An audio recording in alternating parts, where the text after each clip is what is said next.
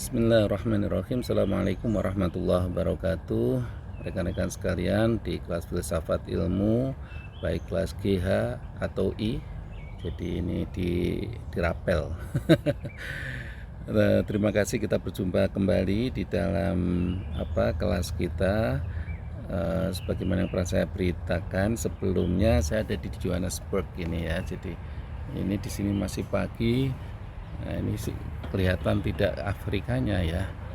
Jadi ini ada di dekat kolam renangnya, tapi di sebelah sana itu mana itu?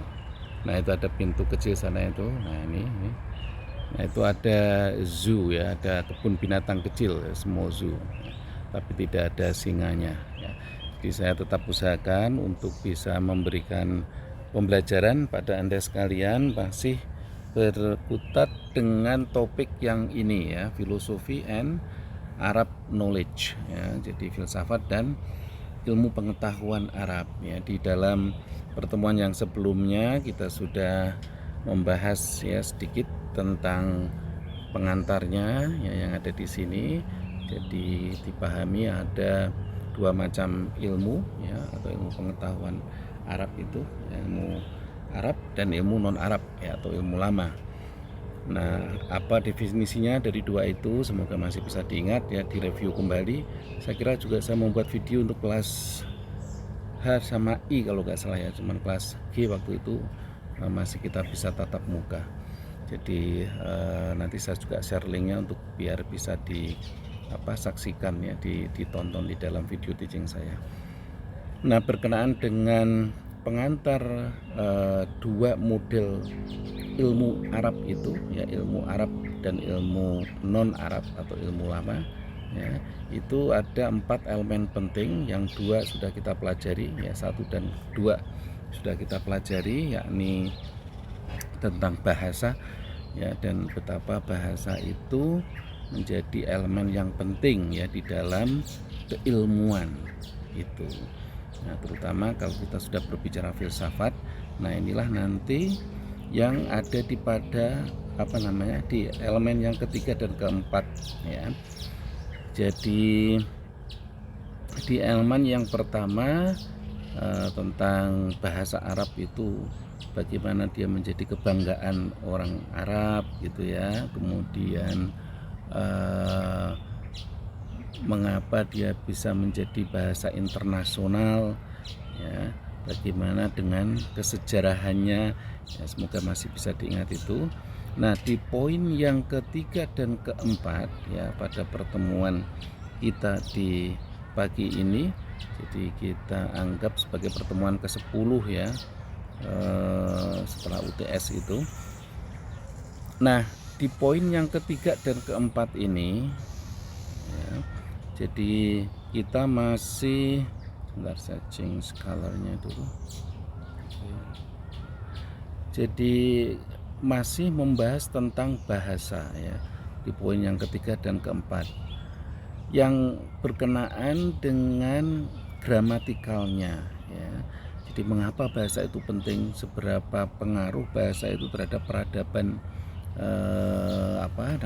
masyarakatnya gitu ya.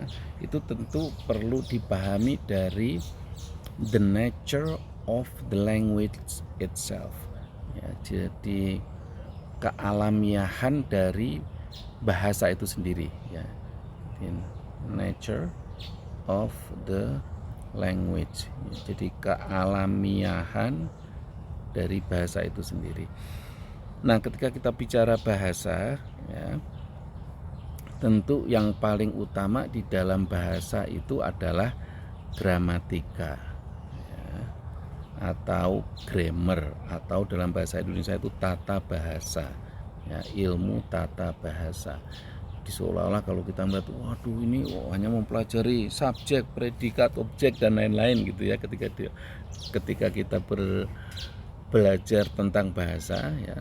Tetapi justru itulah yang menjadi intinya ya di dalam tata bahasa itu. Nah, nanti berkembang dari susunan kata-kata itu ya. Jadi apa istilahnya ya, ketinggian di dalam ilmu tata bahasa sebuah bahasa, ya, itulah cerminan dari segalanya, cerminan dari budaya mereka, cerminan dari peradaban mereka, ya, cerminan dari logika nanti ada di yang slide setelah ini, gitu ya.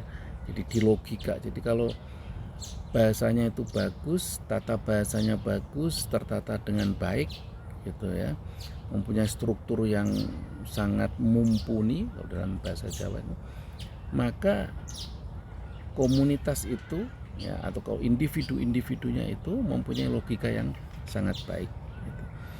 Nah, di sini dalam konteks ini, ya, ilmu tata bahasa Arab pun dia juga dipengaruhi oleh, ya, logika-logika filsafat pada zaman sebelumnya, yakni zaman ketika Eropa mencapai kejayaannya. Makanya di sini ada logika Aristotelian, ya.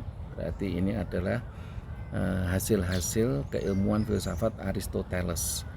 Ya, masih ingat 3 tokoh besar itu kan, Socrates, kemudian ada Plato dan ada Aristoteles, ya, masing-masing guru dan muridnya Buddha.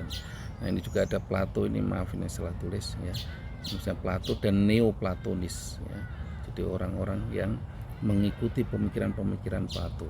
Nah, itu mempengaruhi juga ilmu tata bahasa Arab itu, ya.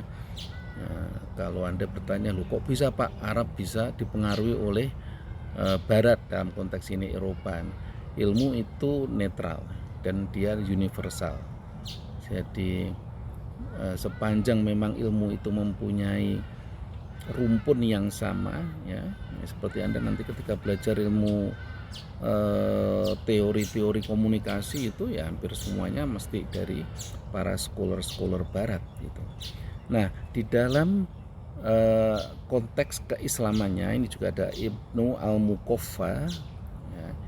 Jadi tentu ini adalah seorang filosof, ya, yang berafiliasi tentu dengan Islam, ya, yang juga studi-studi dan kajian-kajiannya mengenai tata bahasa, ya.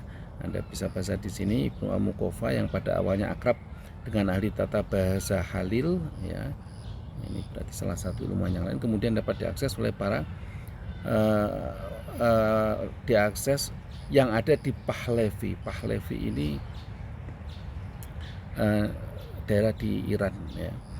Jadi peradaban Arab yang maju pada saat itu, ya, pada awal-awal abad ke-10, ya, seperti yang kita diskusikan di pertemuan sebelumnya, itu memang peradaban Arab dan peradaban Persia. Persia ini maksudnya Persia, ya, atau Iran ini, Iran dan sekitarnya.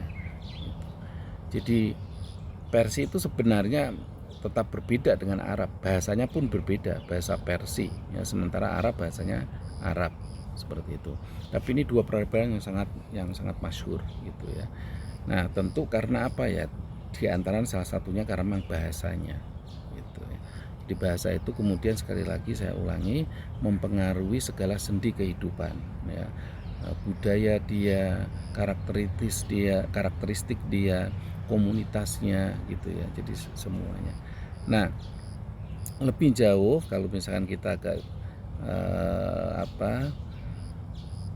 fokus pada masalah bagaimana ilmu tata bahasa ini, ya, mungkin kalau yang dulu pernah belajar bahasa Indonesia agak sedikit dalam gitu, ya, ketika di SMA Anda itu, ya, tentu kan ada istilah-istilah ini kan, ada kata benda, kata kerja, ada partikel, ada artikel gitu, ya.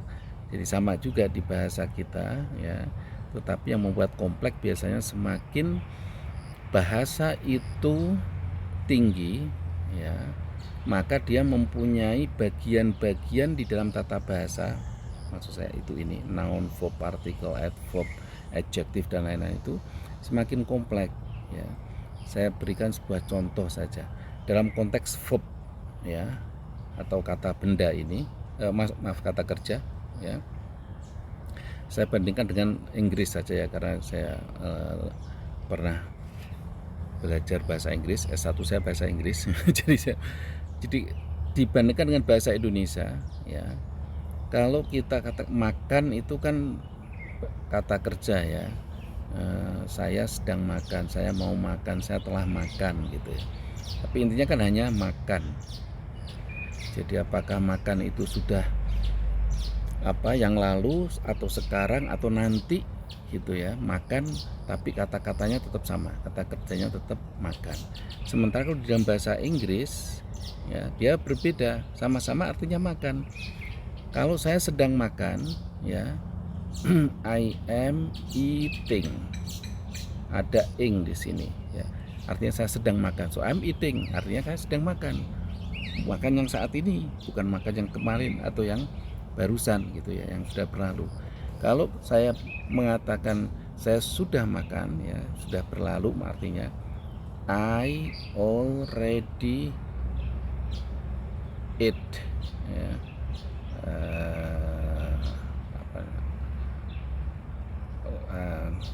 Apa bentuk pasnya tulisannya ya, tanpa ing kalau saya it sama ya. Ini bentuk past tense-nya, berarti I'm it already gitu, I already eat gitu ya. Beda, sudah tidak ada ing-nya untuk menjelaskan bahwa makannya itu sudah di masa yang lalu gitu. Kemudian kalau dia sebentar lagi memang mau makan ya, nanti dia akan mengatakan dalam bahasa Inggris I'm going to eat ya, ada tambahan partikel to. Di Indonesia enggak ada, saya mau makan misalnya, atau saya mau ke makan, enggak ada kan? Saya mau makan gitu aja. Tapi di Inggris ada to. Kemudian nanti kalau dia menjadi verb ketiga atau past participle itu ya, burung dimakan kucing misalkan, maka dia akan menjadi eaten ya, being eaten ya, telah dimakan, jadi menjadi eaten.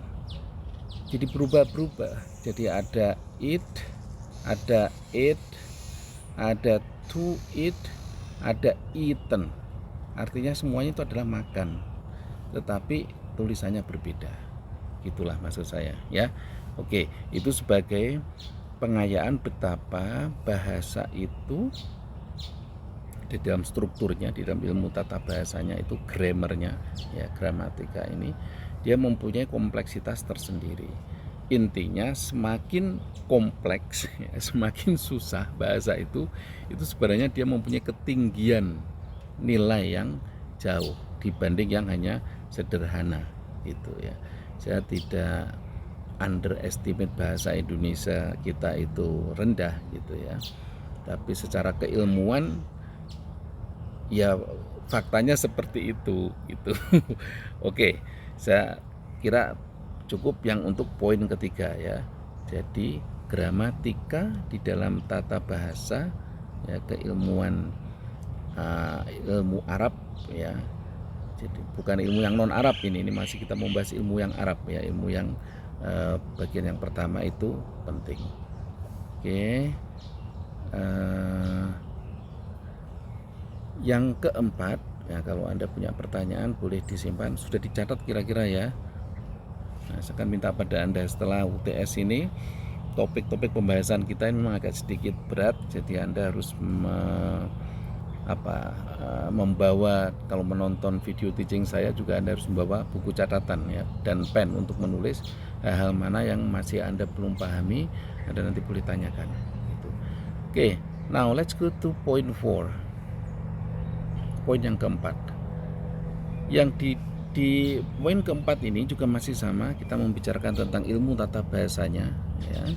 Jadi bagaimanapun terbatas seperti halnya bahasa Arab, mempertahankan kekhasannya, khas bahasa Arabnya itu, di mana ini bukan tempat untuk masuk di dalam, maksudnya bukan tempat untuk masuk itu tidak satu-satunya di dalam ilmu Arab ya, tata bahasa itu menjadi faktornya gitu ya. Nanti tadi sudah saya bilang, nanti kita ada logika ya. Insya Allah masih ingat di awal-awal perkuliahan ya, dari tiga cabang ilmu filsafat itu ya, ada yang di luar itu namanya logika ya. Ada metafisika, ada epistemologi, kemudian ada aksiologi. Di luar tiga cabang ini ada logika itu. Oke, di semua acara ya, maksudnya di semua acara itu ada di dalam semua perilaku sebuah masyarakat atau komunitas gitu ya, semua hal yang dilaksanakan, diwujudkan ini adalah produksi yang mengesankan dari intelijen Arab yang mengamati dengan cermat dan rajin, produksi yang mungkin dibanggakan oleh orang-orang Arab. Maksudnya intelijen ini bukan intelijen keamanan ya intelijen otak ya, kapasitas pemikiran gitu ya. Anda ini intelijen sekali gitu ya. Anda itu artinya sangat pintar, sangat itu. Maksud intelijen di situ ya, bukan intelijen yang memata-matai maksud saya. Mungkin kalimatnya kurang pas, tapi saya sedikit jelaskan di situ seperti itu. Jadi produk-produk bahasa, produk-produk budaya, produk-produk karakter komunitas, produk-produk peradaban ya, di bangsa Arab itu adalah merupakan tingkat intelijensia yang tinggi ya, tingkat intelijensia yang tinggi. Nah, seorang apologis abad ke-10 yang terlibat dalam memerangi filsafat Yunani ya, maksudnya ada penyerapan ya, tetapi ada juga kadang-kadang itu pertentangan gitu ya, karena memang beda teologinya gitu ya. Nah, dia yang mengenal seluk-beluk, dan banyak puisi dan verifikasi Arab tahu betul bahwa mereka melampaui semua hal ya, seperti angka, garis, poin. Masih ingat bagaimana angka 0 itu ditemukan ya oleh ilmuwan Arab itu dari aljabar, dari titik ya. Jadi dulu bangsa barat itu susah mau mengatakan 10 itu bagaimana gitu ya, karena dia tidak mempunyai angka 0. Di angka 0 itu sumbangan besar dari ilmuwan Arab, dari titik itu. Jadi kalau angka 10 diharapkan 1 titik, 100 ya 1 titik gitu kan, 101 1 titik 1 titik 2 1 titik 5 gitu kan kalau dalam angka Arab ya. Akhirnya titik itu dikembangkan menjadi angka 0. Oke, kembali ke sini. Jadi garis dan poin yang tidak maju di dalam pembuktian pendapat mereka. Nah, yang tadi saya katakan ya, mereka masuk orang berat. Oleh orang-orang yang dengan santai bermimpi bahwa mereka mampu memahami esensi dari hal-hal yang maksudnya ada di dunia yang mereka hadapi itu. Saya tidak dapat melihat keuntungan substansial dari hal-hal seperti angka, garis dan poin jika ya, terlepas dari keuntungan yang sepele yang tadi saya katakan dari sebuah titik itu saja ya, yang mungkin menyertanya itu membahayakan iman dan diikuti oleh konsekuensi yang terhadapnya kita harus meminta bantuan Allah. Artinya seperti ini rekan-rekan. Jadi ilmu itu ya, jadi bagaimana kemudian misalkan kisah titik ini menjadi 0 itu kan mungkin bagi para ilmuwan ya itu tentu menjadi pertanyaan besar, bagaimana gitu dulu kok bisa gitu yang menginspirasi yang kemudian menjadi jawaban atas kebutuhan dunia gitu ya. Maksudnya untuk menulis angka 10 ya menjadi 10, 101, 00, 1001, 000 itu ya, artinya 0 itu proses dari titik ke 0 itu, inilah yang di dalam teks ini perlu meminta bantuan Allah. Jadi memang ilmuwan itu, nanti saya beritahu ada satu kisah ya, mungkin Anda juga bisa mendapatkannya di Google kalau Anda bisa search ya. Jadi ilmuwan ini tentu dia tidak hanya mengandalkan dari apa yang ada di dalam intelijensia mereka ya, di dalam kemampuan otaknya. Nah, cerita yang tadi saya maksudkan adalah ketika almarhum Pak Habibie itu ya mau meluncurkan produk pertamanya ya, kapal terbang CN235 kalau nggak salah apa namanya itu, tipe kapal terbang yang beliau itu ciptakan, betul-betul produk anak bangsa ya. Perusahaan Dirgantara itu ya, betul-betul produk anak bangsa, dan Pak Habibie sendiri yang memang mendesain, membuat teorinya, membuat apa namanya itu sistemnya, semuanya lah, sampai kemudian dia menjadi pesawat terbang CN235 ini. Nah, cerita yang saya maksud tadi itu ya, betapa bantuan Allah ya, meminta bantuan Allah itu sesuatu yang sangat urgent. Ketika hari diluncurkannya itu terbang gitu, apakah dia bisa terbang apa tidak gitu ya, pesawat CN235-nya ini beliau dalam ceritanya itu semalaman tidak tidur ya, bukan merenung dan takut ya, tetapi beliau tahajud ya, ceritanya begitu. Jadi beliau tahajud ya, meminta pertolongan pada Allah, semoga di esok hari itu ketika testing penerbangan pesawat yang dia buat ya, dengan timnya itu di perusahaan Dirgantara, itu bisa memang betul-betul terbang layaknya memang pesawat terbang gitu. Itu dalam konteks yang besar. Nah, ini yang membedakan mungkin ya antara ilmuwan-ilmuwan barat ya, ilmuwan-ilmuwan Eropa ya pada saat itu ya, dan saya kira juga saat ini perlu juga masih ya, di bantuan dari yang maha itu ya, tetap menjadi penting. Oke, saya kira itu ya teman-teman, ini poin yang keempat ya, semoga bisa dipaham. Kita maju ke slide yang berikutnya ya, ternyata masih ada banyak slide ya. Ini ada ethical, kemudian ada ethical lagi, ada 2 slide, kemudian baru ini yang ada di bukunya Debur itu ya. Jadi ada etika ya, ethical teaching ya, pengajaran etik, pengajaran apa itu, norma ya, nilai. Tapi ada yang doktrin. Nah, ini kayaknya nanti saya yang memberi tugas Anda ya. Jadi ada yang sifatnya doctrinal system. Ini di slide yang terakhirnya nanti ya. Oke, kita sebentar.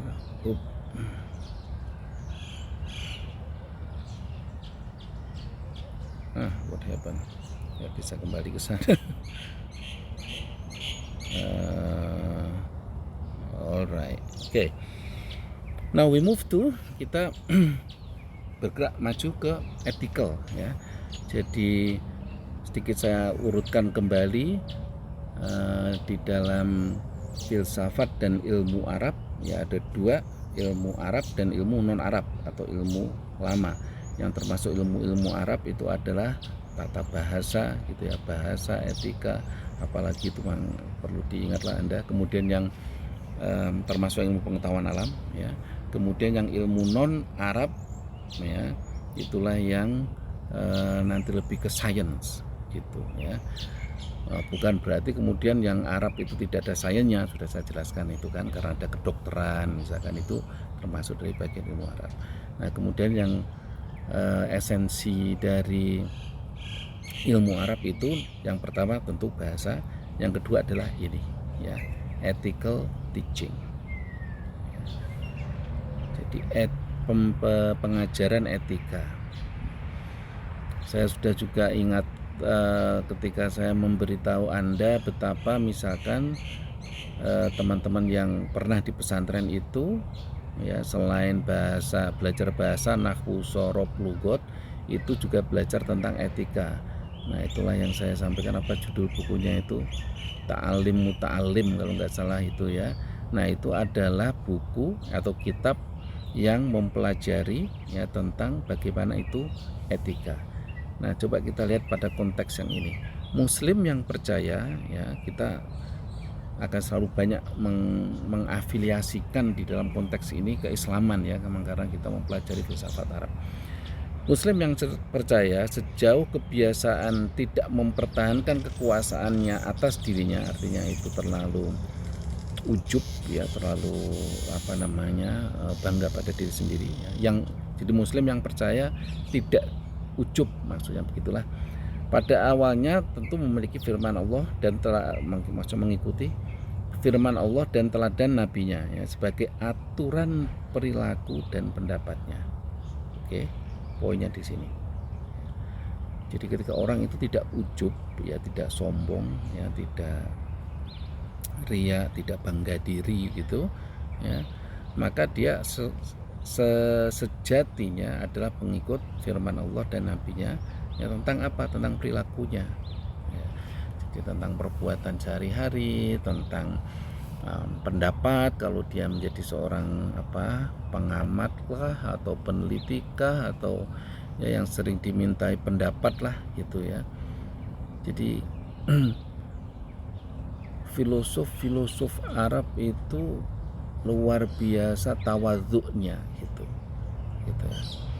Nah, nanti mungkin kalau Anda berpikir, wah mungkin nggak juga Pak, ada yang sedikit arogan misalkan ya, ada itu yang profesor ya dari mana lah gitu misalkan ya, universitas Islam atau dari lembaga-lembaga Islam, itu nampak arogan misalkan gitu ya, wallahu alam gitu ya. Jadi itu mungkin nanti akan kesini ya, maksudnya setelah kematian Nabi, setelah Nabi wafat ya, tentu sudah beberapa ratus tahun yang lalu. Kalau kita sekarang ini di tahun 1400, berarti sudah 1400-an tahun yang lalu ketika Rasulullah wafat ya, maka ya sunnah ya, atau hadis Rasulullah itu yang ada puluhan ribu, yang paling masyhur di dalam kitab Bukhari Muslim gitu ya. Nah, dia tentu mempunyai banyak sekali, dalam tanda kutip ya, saya katakan dalam tanda kutip, bias penafsiran gitu. Makanya kan kemudian ada hadis itu yang doif gitu ya, ada yang hasan, ada yang soheh, seperti itu. Karena itu tadi bias penafsiran gitu. Jadi apa yang Rasulullah itu ucapkan, yang Rasulullah itu tindak tandukkan, dan yang Rasulullah itu diamkan, nah, itu kan biasanya kemudian mempunyai banyak multi tafsir. Itulah yang kemudian orang mempunyai, atau para ilmuwan itu mempunyai keyakinan masing-masing gitu ya. Nah, Anda bisa memperdalam misalkan mengapa ada pembunuhan Hasan dan Husain, atau mungkin sebelum itu kenapa Khalifah Utsman dibunuh, kenapa Khalifah Ali bin Abi Thalib juga dibunuh. Siapa yang membunuh? Ya orang Islam. Bahkan katanya membunuh Utsman itu hafid Al-Quran, dia hafal 30 juz gitu. Nah, itu karena bias-bias penafsiran seperti itu. Nah, inilah pentingnya mengapa ethical ini, etika di dalam kehidupan itu sangat penting ya, dan itu melalui pembelajaran ya, pengajaran. Jadi tidak bisa orang itu intinya ya, ya dia bisa belajar sendiri ya, maksudnya untuk bisa menjadi lebih tawadhu gitu ya, untuk beretika lebih baik itu ya, dia bisa tentu belajar sendiri ya. Tetapi ya memang guru itu menjadi faktor yang penting gitu ya. Jadi dia mempunyai seorang guru yang dia taati, yang dia gali keilmuannya, nah, seperti itu. Nah, itulah yang terjadi juga di dalam ilmu-ilmu Arab gitu. Nah, Anda coba boleh lanjutkan ya sampai pada di konteks di bawah ini. Nah, sebenarnya kalau kalau dikembangkan gitu ya, Jadi tadi pertama intinya kan di sini ya, aturan dan perilaku itu dia mengikuti firman Allah ya, dan teladan nabinya ya, artinya sunnah itu. Tetapi kemudian ada tadi saya katakan bias-bias itu, nah itu banyak dibahas di paragraf yang ini ya. Bias itu muncul ya, bias penafsiran ya. Saya harap Anda paham yang saya maksudkan dengan bias gitu ya. Bias itu kan semacam pantulan lah, artinya misalkan Anda punya pulpen ya atau pensil gitu, kemudian ada gelas yang ada airnya, kemudian Anda celupkan itu pen ke dalam gelas gitu, nanti kemudian Anda lihat dari luar kan pen itu seolah-olah belok gitu kan, bengkok begitu kan. Nah, itu bias maksudnya. Padahal pen itu enggak, ya enggak bengkok, tetap dia lurus seperti aslinya gini. Cuman ketika dia dimasukkan ke dalam air, ya di dalam gelas, dia menjadi kelihatan bengkok, itulah bias. Ya. Atau apalagi lah ya yang Anda bercermin misalkan, ya, itu kan bias juga, artinya Anda itu menghadap cermin. Ya. Mestinya cerminnya itu, ya, kalau tidak bias, itu bukan menghadap Anda, gitu ya. Ya Anda tetap menghadap ke sana. Gitu. Tapi kan tidak mungkin kalau Anda bercermin begini ya berarti Anda akan menghadapi wajah Anda sendiri. Nah, itu sebenarnya bias. Nah, di dalam logika ya, di dalam logika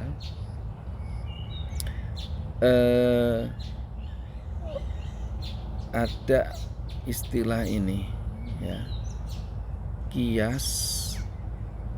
Ini kalau yang belajar ilmu hadis itu jadi sumber-sumber hukum di dalam Islam ya, itu pertama tentu Al-Quran ya, Quran.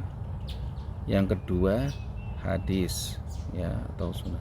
Yang ketiga kan ini kias. Nanti yang keempat ada namanya ijma ya, ijma. Yang pernah di pesantren atau belajar di surau juga tahu lah itu ya. Nah, kias itu atau dalam bahasa lainnya itu disebut analogi itu ya, pengumpamaan. Nah, itu yang biasanya kemudian munculnya ada bias itu ya. Jadi tentu saja maksudnya kalau Anda bertanya, Pak, kenapa boleh memakai kias gitu. Nah, itu tentu jawabannya kadang hal-hal yang di dalam perilaku dan kehidupan kita itu ya, dia tidak dijelaskan di dalam Al-Quran, dia juga tidak dijelaskan di dalam hadis gitu ya. Jadi akhirnya perlu kias gitu. Contohnya misalkan lah ya, korupsi misalkan, ya itu tidak ada itu di dalam Al-Quran. Yang disebut di Al-Quran itu kan yang dilarang itu minum alkohol gitu ya, berjudi, berzina gitu ya. Nah, kemudian hadisnya ada tentang korupsi itu, tetapi hanya bunyi menghukumnya itu apa itu dalam hadis itu, wal murtasi final al murtasi wal murtasi final atau apa. Jadi baik yang menyogok maupun yang disogok ya, baik yang korupsi atau yang menyebabkan korupsi, dua-duanya itu di neraka. Tapi kan kemudian apa kemudian disebut korupsi itu gitu ya, apakah mencuri waktu? Semoga saya nggak mencuri waktu ini maksudnya ya, mengajar Anda tidak secara langsung di kelas. Itu masuk definisi korupsi misalkan seperti itu. Nah, itu perlu kias, perumpamaan, pengumpamaan, bukan perumpamaan, pengumpamaan. Nah, kiasnya dengan apa? Nah, itu biasanya dengan fakta-fakta lain yang memang ada nas ya, atau bukti dalilnya secara kuat. Nah, dibuat analogi itu ya. Makanya kemudian ini kias itu sebagai prinsip atau fondasi atau sumber hukum ya. Jadi dia tetap disebut sebagai sumber hukum ya, selain tentu pertama Al-Quran, yang kedua hadis gitu. Nah, ini nanti Anda atau saya beri tugas ya, kira-kira apa namanya, hadis-hadis atau apa tingkah laku perilaku gitu ya, contoh-contoh perilaku apa saja yang pencarian hukumnya itu berdasarkan kias gitu. Karena ada banyak ya, terutama ritual-ritual syar'i ya, maksudnya kewajiban-kewajiban sebagai orang Islam itu yang dia memang nasnya udah jelas. Misalkan kita puasa, kita sholat, kita haji, nah itu udah jelas sangat ada di dalam Al-Quran ya, bunyinya seperti apa, kita suruh berbuat baik, itu semuanya jelas dalilnya, sumber hukumnya jelas ada di dalam Al-Quran ya. Tapi ada beberapa perilaku seperti tadi saya katakan, korupsi itu nggak secara jelas di dalam sumber Al-Quran gitu. Nah, dia ada di dalam hadis tetapi juga tidak secara detail ya, yang disebut korupsi itu apa. Hanya yang ada di situ adalah sogok menyogok, itu dua-duanya ada di neraka, seperti itu sabda Rasulullah. Nah, nanti Anda lanjutlah ya kira-kira di sini mengapa kias itu bisa menjadikan bias misalkan ya, karena dia berdasarkan rokyu itu pendapat ya. Kalau sudah berdasarkan pendapat ya, pendapat satu orang dengan orang lain kan berbeda gitu. Apalagi kalau ada guyonan di lembaga negara kita itu ya, bahwa pendapat itu berdasarkan dari pendapatan. Artinya kalau dia akan mendapatkan pendapatan ya, uang yang besar, dia akan berpendapat berbeda ya. Ketika dia tidak banyak mendapatkan pendapatan atau mendapatkan uang sedikit saja, itu pendapatnya sudah berbeda gitu. Nah, itu guyonan saja. Tapi antara scholar ya, antara para ilmuwan ya, scholar itu pendapatnya berbeda-beda. Imam Syafi'i ada perbedaannya dengan Imam Hambali, ada Imam Hanafi gitu. Jadi cuman perbedaan di antara para ilmuwan scholar ini bukan perbedaan yang sifatnya debat kusir, bukan. Kalau Anda dan saya mungkin itu kalau berbeda pendapat sampai berdebat kusir itu ya, kan sering kita itu otot-ototan tapi nggak pernah punya ada dasar yang kuat. Nah, kalau ilmuwan ya, atau filosof, mereka berbeda pendapat ya, tapi mereka mempunyai dasar yang kuat mengapa pendapat dia itu berbeda. Oke ya, kita lanjut ke slide yang berikutnya. Nah, ini saya beri tugas pada Anda ya, karena ini juga sebenarnya apa istilahnya itu menjawab dari apa yang ada di sini tadi ya.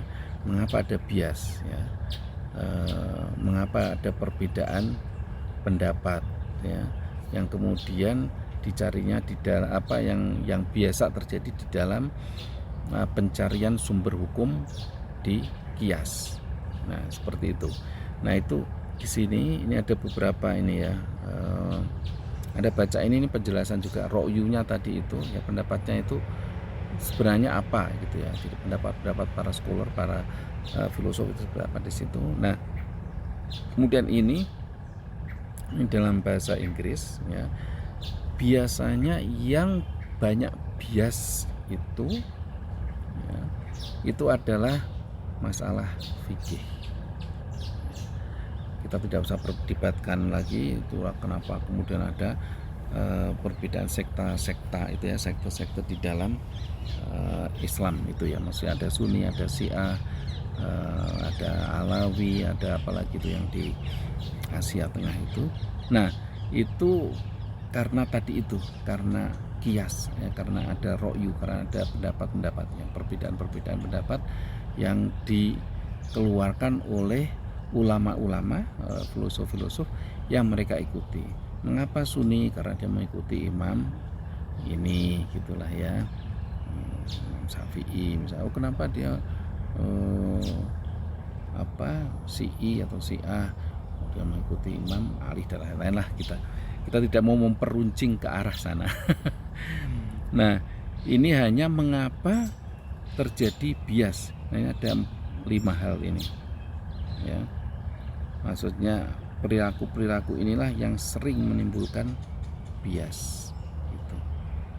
Nah, tugas Anda ya, jadi Anda terjemahkan dulu, kemudian cari contohnya. Jadi misalkan yang nomor 4 ini ya, act ya, atau aturan-aturan hukum which the law disapprove, di mana hukum itu tidak menyetujui gitu ya, tidak mengapprove ya, tidak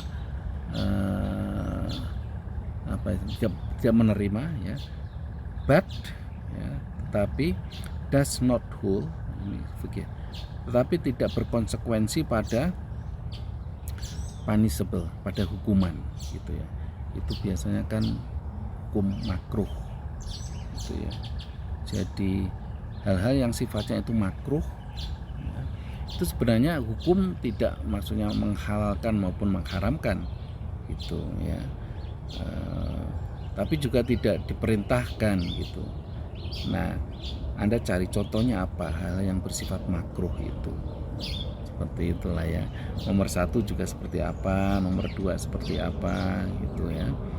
Nah, Anda kerjakan di dalam grup ya, di dalam kelompok seperti biasa, diaktifkanlah kelompoknya gitu. Jadi 1 contohnya, jadi cari contoh perilaku. Perilaku ini tentu individu dan masyarakat, Anda usah saya spesifik. Jadi perilaku yang mewujudkan kategori 1, kategori 2, kategori 3, 4 ini sudah tadi saya jelaskan, kemudian 5. Contohnya apa? Ada 1, 2, 3 bagus gitu ya. Nah, itu nanti untuk memperkaya Anda. Nah, itu nanti juga sebagai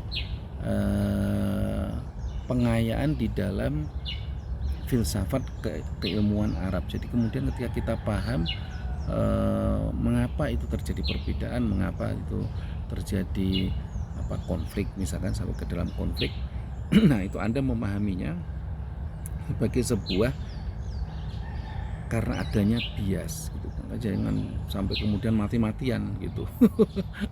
Kita berkonflik atau kita berbeda itu karena itu hanya bias saja gitu. Nah, yang terakhir rekan-rekan, nanti boleh saya agak perdalam pada pertemuan yang berikutnya, itu adanya sistem doktrin ya. Sistem doktrin berbeda dengan logika ya, yang merupakan dasar dari etika tadi itu ya, ethical teaching itu. Nah, kalau doktrinal itu jelas namanya juga doktrin ya. Jadi hitam putih ya. Nah, ini nanti pertemuan yang akan datang kita perdalam, semoga kita bisa pertemuan secara langsung gitu ya. Jadi di dalam filsafat agama Islam terutama, doktrin itu sudah menjadi sistem ya. Apakah itu baik, apakah itu tidak ya, nanti kita diskusikan lebih dalam di dalam pertemuan yang akan datang gitu ya.